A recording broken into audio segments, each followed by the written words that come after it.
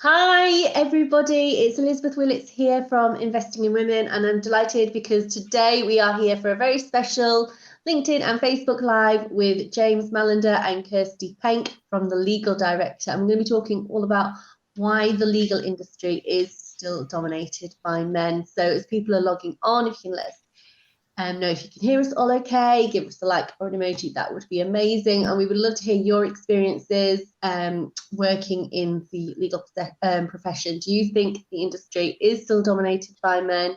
And what has been your experiences working in the sector? So do let us know as we're having a chat. We've got loads of questions to dive into, but we're going to be talking today about why the legal sector is still dominated by men. And I'm joined today by James Mallender and Kirstie Penk from the Legal Director. Thank you both for joining me. It's Hi Liz, how you doing? pleasure to have you. So before we start and jump into the questions, James, do you want to just give a quick introduction to who you are and what you do with Legal Director? Sure. Kirstie and I are business partners. We are two of three owners and directors of the Legal Director.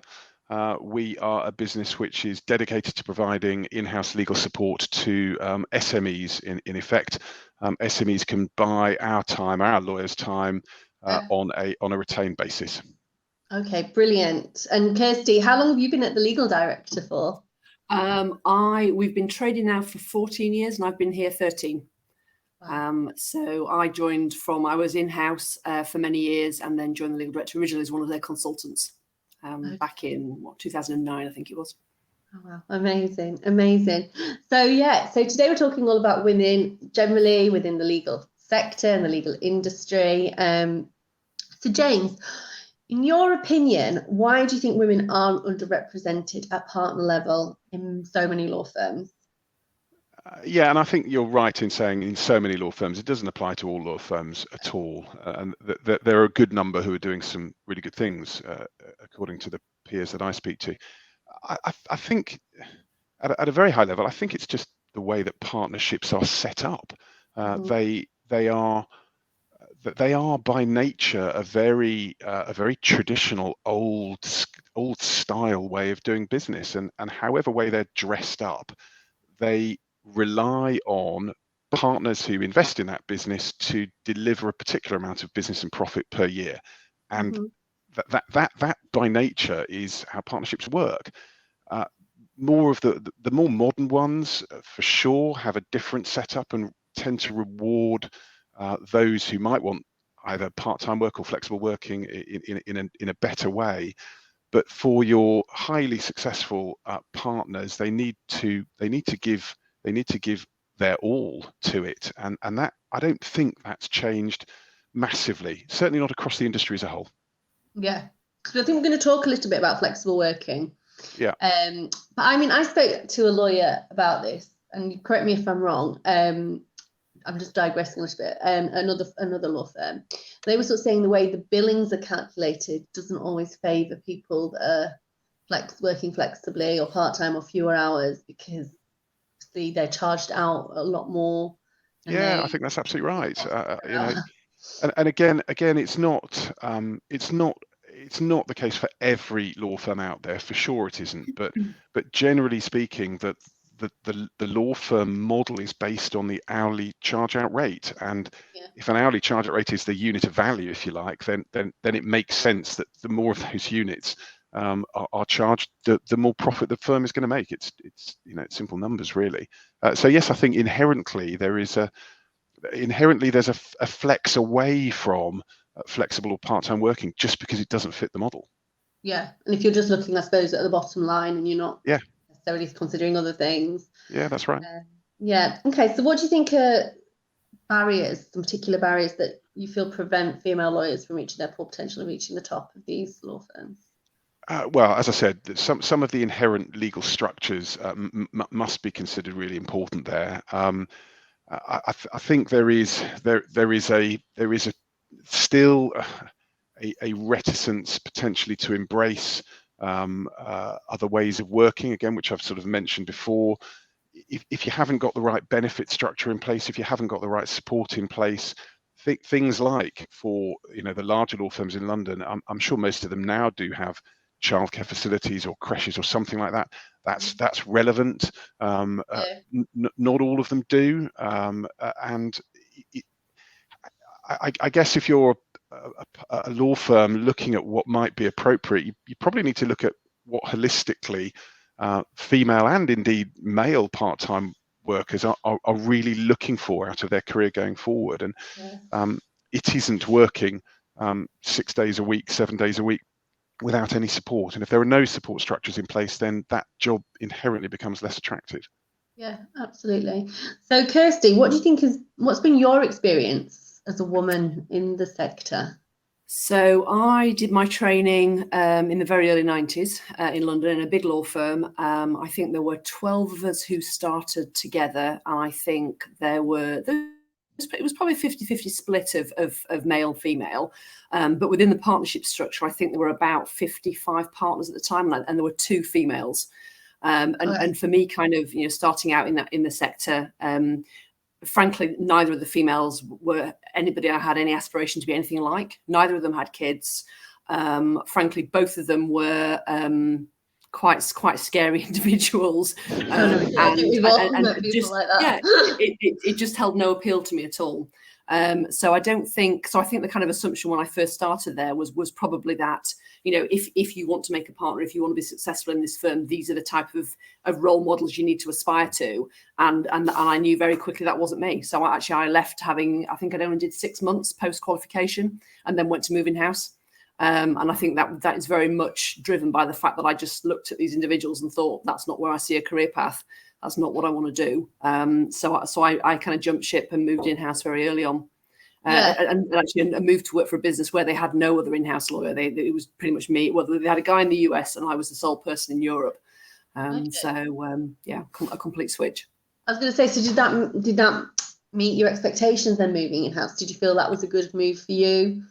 I loved it. Absolutely loved it. I think it was, it was a breath of fresh air. It was dealing with kind of real business people. And frankly, the lawyers, some of the partners I did my seats with just didn't have any social skills, frankly. And I found it a very difficult place to be, generally. So yeah, it was definitely the right move for me. And have you encountered any biases through your career? I was thinking about that. I don't know that I have. I think certainly within the law firm environment, the assumption was that if you want to get to, a senior level partnership within the firm, you had to be like these other 2 individuals who were there, who I said no kids. I think one of them was married. The other one wasn't. And interestingly, we had a no trousers policy when I was there for females too. Which is quite you can't imagine that now, but and interestingly, I know one of the female partners was the one who instigated that, which to me is just it was nonsensical at the time, and even more so now, frankly. But it's still going on, isn't it? I mean, remember the thing with PwC, that woman that was Yeah. I remember that. High heels. That wasn't long ago. That was last year, I think, wasn't it? It was certainly in the pandemic. Yeah, I think it was 2015. It was 2015, was it? Wow. Yeah, around that time. So it wasn't that long ago. I'd be interested to know. So you started off when you were training. There was about 50-50 cohort. What has happened? So that was about coming up to 30 years ago, because it was the early 90s. Interestingly, I'm walking part of the Ridgeway next weekend with 4 friends I'm still in touch with, who we all started together. All females. One of them, I think, I'm just trying to think off the top of my head. Most of them stayed on post-training contract. One of them has only just left. She became a senior partner there in their employment sector, their employment team. But the others left pretty soon after. I'm trying to think. I don't think any of the males lasted that long. I think she outlasted the longest person who I did my training with. It is a long time ago. But I think of the cohort, there was one female who was the most successful out of the 12 of us. Within the firm, definitely. And what did everyone else move in house or? Of the people I'm close to, 2 of them moved in house. One moved into a PSL role within a big law firm, and a couple of the guys moved in house. Actually, a couple of them moved into banks. So there's probably more than half don't work in private practice anymore that I'm aware of. In terms of my people I'm still in touch with. That leads to the next question, James. So where do you think it's easier for female lawyers to reach their full potential? Do you think it's in-house or in private practice? I mean, I'm probably being a male, I'm probably the least qualified person to offer a valid opinion on that, but I do have some thoughts on it for sure. Yeah. I think, just picking up on what Kirstie said, that there does seem to be a trend for people, both male and female, going in-house, and those that go in-house tend to not want to work in a private practice way for all of the reasons that Kirstie outlined, actually, from quite an early age, both male and female. There's undoubtedly some attraction moving in-house for females, potentially if they want a family or they want to access the better levels that have historically been there in the big PLCs for maternity cover, for childcare, etc., and for career breaks. It tends to be slightly more forgiving in those circumstances, generally speaking. What I've noticed just amongst those that work in TLD, and in fact my wife is both part of TLD and has been an in-house lawyer for nearly all of her career. It seems to allow those who've got talents to develop in a different way, so you can move into the business in a lot better, in a sort of a lot easier. You can develop skills and work in slightly different areas of a larger business than you can in the funnel that a law firm offers, which is just one route. It just tells you to be a private practice lawyer and nothing else. And certainly we've seen amongst the female cohort, Kirstie, that we have, that a number of them have done different things in the businesses. You're a great example yourself, but a number of them have accessed skills by moving into the business, by not by necessarily becoming the top lawyer in the business, but just being really successful as a lawyer in a business. And I think the two things are slightly different.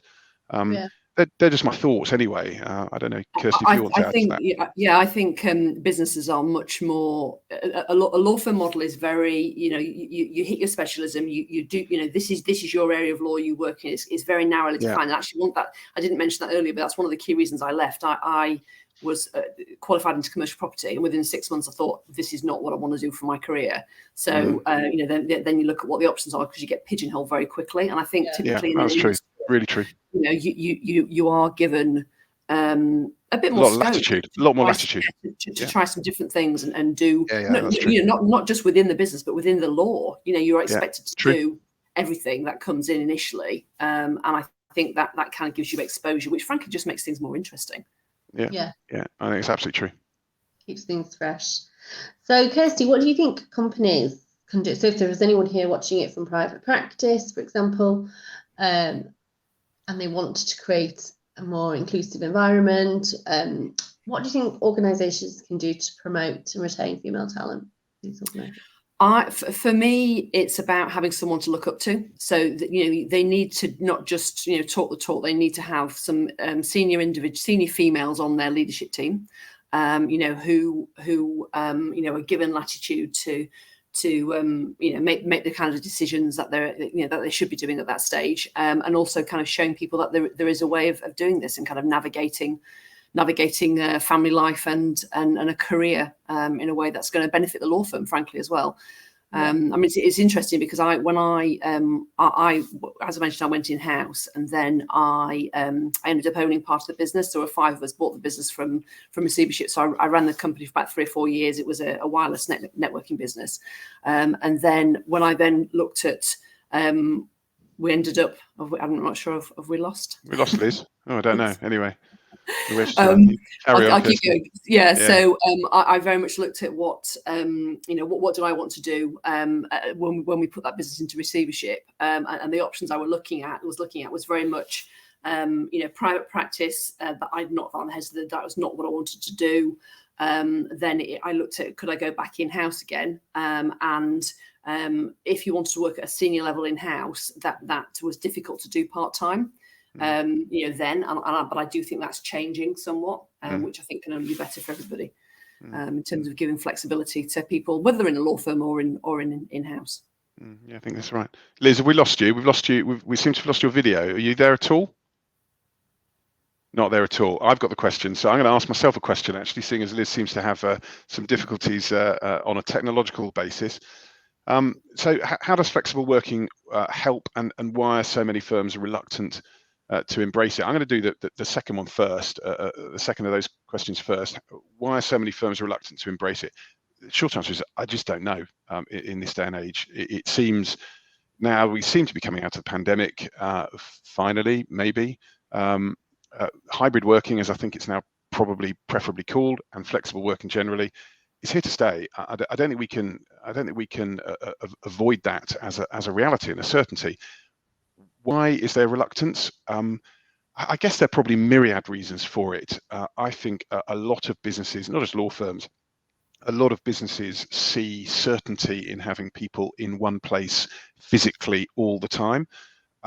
That there's a good degree of command and control that I've seen in a lot of businesses that I've spoken to. I've spoken to a lot of candidates who have been faced with over the last few months. You need to come back to work. You need to work 5 days a week, 9 to 6, and you need to come into the office to do so.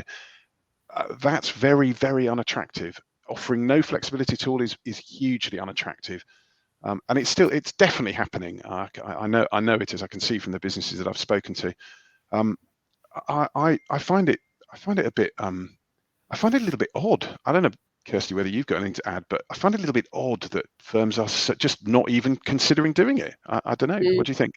Yeah, I mean, I think the jury's out a little bit still, in the sense that people are starting to return from COVID, and I think there's been a bit of that shift. And from a mindset point of view, I think certainly we've seen businesses are definitely more prepared to accept people on a flexible basis. Yeah, there's a bit of that. Small firms are lagging behind that somewhat, and trying to give them the benefit of the doubt. Maybe, I don't know. Yeah, maybe it is. Yeah, I don't know. I mean, how does flexible working help? Well, flexible working it doesn't just help female lawyers, but it helps those in any family unit, really, if there's of whatever stripe, and it helps those male lawyers who have perhaps always hankered after a degree of flexibility and haven't been able to ask for it or not been wanting to or whatever. I think flexible working. I think if we probably look back at this after a number of years and see what the sociological benefits of flexible working are, across the board we'll be amazed at the impact that it has on everybody. Hi. Oh, hey, Liz. I'm moving away from there. I've got on my phone. I'm so sorry about that. Don't worry, we carried on. Yeah, you did. I don't know what happened. Yeah, don't worry. Power went out or something. I'm so sorry, everybody. I moved into the lounge. Sorry. It's all right. We carried on. And in fact, I did the next question for you, Liz. So Thank you. I think we're down to the one that you were going to ask of Kirstie. What can women do to help themselves? And I'll stop talking there and let you two. Okay, brilliant. Oh yes. Brilliant. Sorry about that. Yeah. Don't worry. Don't worry. We're professionals at this. Yeah, you are. I could hear you carrying. I don't know what's happened anyway. That's a tech issue. Yeah. So, Kirstie, what do you think women can do to help themselves in the legal sector? I think there's the combination of things. There's as I mentioned earlier, it's very much making sure that there are people that, the younger generation who are coming through can see there are people who are in those roles, and frankly, who they need to be people who also really encourage other women to come through. I think, we'll have all heard the phrase of, being a ladder, a puller upper of a ladder, in terms of people who've made it to the top and don't want to assist the next generation of people. And I think that's a real mistake.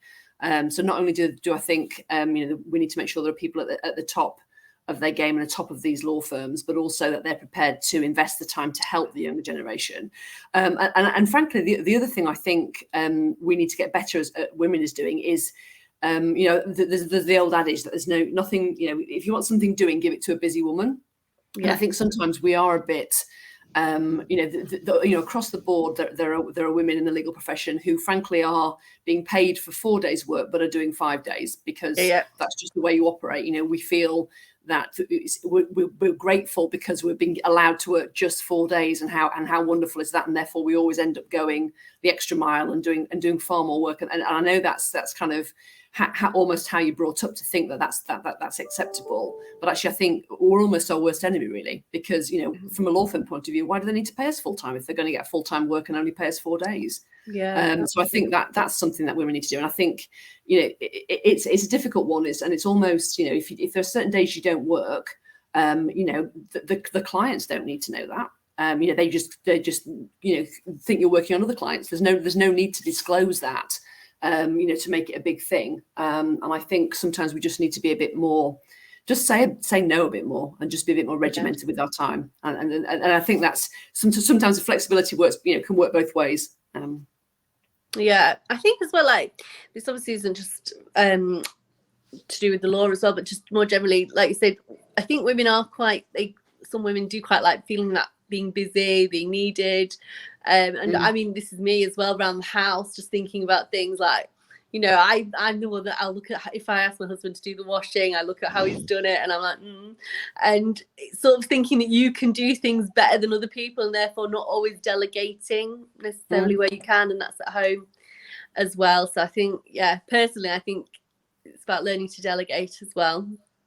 Yeah, definitely. Getting that support network around you, whether it's at home or at work. That works to enable you to have that time and to have the flexibility you want, and frankly get paid for the work you do. Yeah, absolutely. So I think you've done some work on this, because I was going to ask, what's the opinion of the next generation of lawyers coming through? What are they wanting from their career? Are you seeing some differences? Yeah, I'm in a group called Vistage, and it's like a peer-to-peer mentoring. So with business owners, we meet once a month. There's 14 of us, and we have a series of presentations. And we had one a few months ago. It wasn't specifically lawyer related, but it was looking at generational changes and how you motivate and recruit and retain, the younger generation. And it was very much looking at the differences in terms of where people get their social influences from. So clearly, the generation, below James and myself, it's a different scenario in terms of that they're much more likely to listen to their social network feeds than, frankly, they are to their parents. And it's things like the things that they're told, they should be looking for in a role, which are things like making sure the company is sustainable, operates flexible policies, all those kinds of things become very important. But interestingly, what the studies had found was that despite what people are being told about the younger generation, they are actually quite financially driven, just because statistically they are much poorer than their parents. And they do need that cash, but sort of social networks tell them that that's not a trendy thing to ask for. So it was quite an interesting, these conclusions of this report was very much that they will tell you one thing, but just be aware that the finances are really important to them still. So I mean, I have no reason to believe that wouldn't necessarily be the case with lawyers coming through as well. But I do think it's about, there is absolutely a requirement for flexibility. And I think that's across the board, again, not just for lawyers, because people want to balance in their lives. They're not prepared to, they don't have a job for 20 years again, like, historic people used to do. That's not a job for life anymore. No. And is there still a disconnect, you think, with a lot of law firms in terms of, I mean, these people are coming through, and in 10 years' time, they'll be more senior. How quick are these law firms meeting? It's a difficult one. I mean, my within our business, James sort of deals with the recruitment, so he has more contact with kind of lawyers, as it were, generally. I mean, I think I work very much on the client side. So from my point of view, clients are much more accepting of people working flexibly, whether it's their lawyers or anybody else. And that's undoubtedly the case in the sort of 14 years we've been doing this. The difference between what a client expects, and I think sometimes that the law firm just needs to catch up with that idea, because I think that's fair. Yeah, I think that's fair at a sort of at a high level. As I said at the top of the call, top of the broadcast, there are undoubtedly law firms that are doing this really well, but generally the profession probably needs to look at itself holistically on that, and will need to catch up with industry. Kirstie's absolutely right. What we've seen over certainly the last 2 years post-pandemic is clients don't really mind where their lawyers are based. They don't mind doing it via Zoom, as long as there's some personal face-to-face contact at some, I don't know, let's say 4 days a month with somebody. We'd encourage somebody to do 1 day a month, maybe face-to-face, if that were possible. But if it isn't, it isn't. Geography is far less important now than it ever was. It's a slightly different point, I take it, but industry is definitely embracing the flexibility more, particularly the tech industries as well. Yeah, for obvious reasons. I think you're right. I mean, somebody that's a startup, I mean, this is something different. I've got an accountant, and I met her when I launched, which is obviously in the middle of pandemic. She's based in Huddersfield. Actually, she's local to where I grew up. That's how I found her. I've never met her before, and No. you know, before the pandemic, she would only take on local clients, and now she'll take on clients throughout the country. And Absolutely right. Yeah, absolutely right. Yeah. It shouldn't make a difference. yeah, and as a client, I suppose to her, I don't feel that there's any I don't feel like I've got a less service because I've never met her face to face. No, yeah, I agree. That's a lot of what drives what Kirstie's doing, what I'm doing. Yeah, brilliant. So, how is the legal director breaking the biases that have been in the industry and that have held females back historically? I'll start on that one, Kirstie, very briefly. I mean, I think the way to look at us is part of a broader spectrum of alternative business models that are now becoming mainstream. Even 4 or 5 years ago, they weren't. But we've all heard of Keystone, Gunner Cook, Lawyers on Demand, who are leading the vanguard in particular ways of working, and we're part of that as well. So, you know, at a sort of at a high level, biases around flexibility, biases around client and delivery are being broken just because of the way that we work. So flexibility is inherent. It's probably the one thing that defines us as a business and what lawyers can expect from us more than anything else. There is not a 9-to-5 role. That we don't have those client relationships. We don't have those employee relationships. So right from the beginning, us and, as I said, a number of other businesses have redefined what it's like to be a successful lawyer, and that inherently attracts those who want to introduce flexibility into their working lives. A lot of them are females. The other thing, I guess, you know, from our point of view, the thing I've just reflected on, what I see, and as Kirstie said, having been in charge of recruitment for the business for a number of years and brought people through, particularly some of our more senior female contingent. Kirstie's a brilliant example, by the way, as well. We seem to be able to reward what I call sort of latent entrepreneurism. Kirstie mentioned that she bought a business out of receivership and ran the business itself.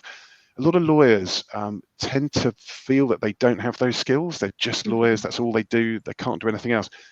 What I've seen, especially with our most successful team members who do tend to be female, actually, is that there's a real willingness to embrace entrepreneurism and to try different things and to really challenge oneself to build a business, build a network of clients with us, and that's precisely what we want to achieve.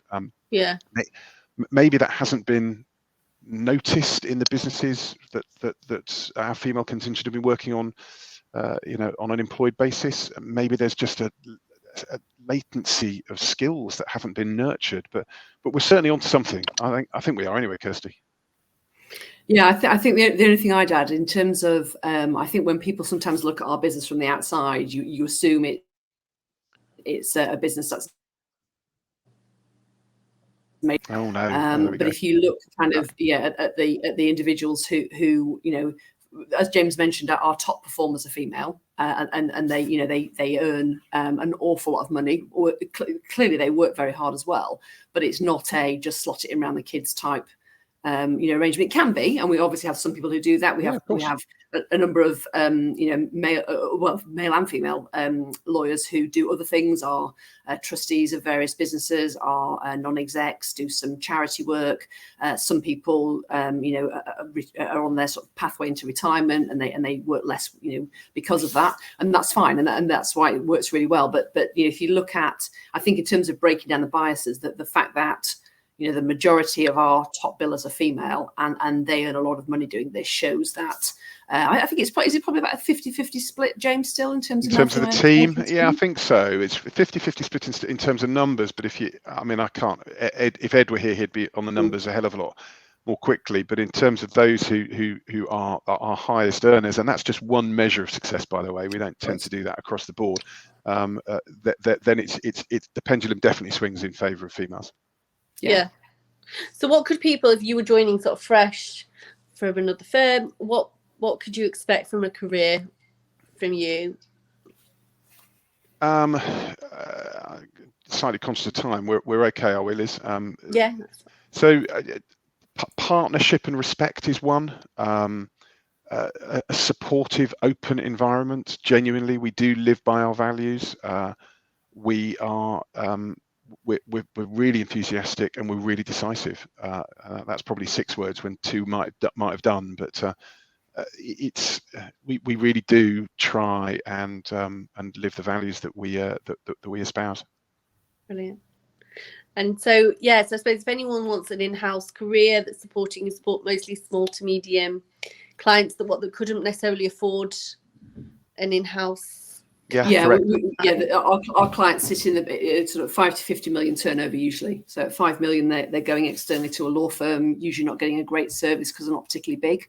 And then usually by the time they hit 50, they want to employ somebody full time. So we sit in that gap. So the lawyers typically do between 1 and 6 days a month as a business's in-house lawyer. Oh, okay. So they might have several clients. Oh, yeah, absolutely. Yeah, they work for 6 to 7 different clients at any one time, typically. Yeah. Brilliant. So that's a really nice varied career. Absolutely. For anybody that's going to learn loads of different skills with lots of different clients. That's fabulous. So I suppose if people want to learn more about you and your organisation, how can they find you and connect with you and find out more? Look, best place is LinkedIn. We're Kirstie and I are always open, quite active. Just send a message via LinkedIn. It's the easiest thing to do. We'll pick it up and respond 100%. Brilliant. All right. Well, I'll link you both into the post so people know who to connect with. I know you're recruiting for lots of roles at the moment. Yeah, absolutely. So if you're watching this and you're curious about the legal director, how it works, and are interested in an in-house role, then definitely get in touch with either myself, James, or Kirstie. If you've generally just more generally got comments about women in the legal industry, then we'd love to hear from you. And more generally about what the environment looks like out there for flexible working. I'm very happy to field some questions if anybody wants to ping me a message. No problem at all. Happy to have a quick call. Not an issue at all. Brilliant. All right. Well, thank you so much for your time, James and Kirstie. I really appreciate that. Sorry about the technical issues. Worked well, I think we got there. Yeah, we did. And thank you everyone for watching. All right. Thanks a lot. Bye. See you later. Bye. Bye. Bye.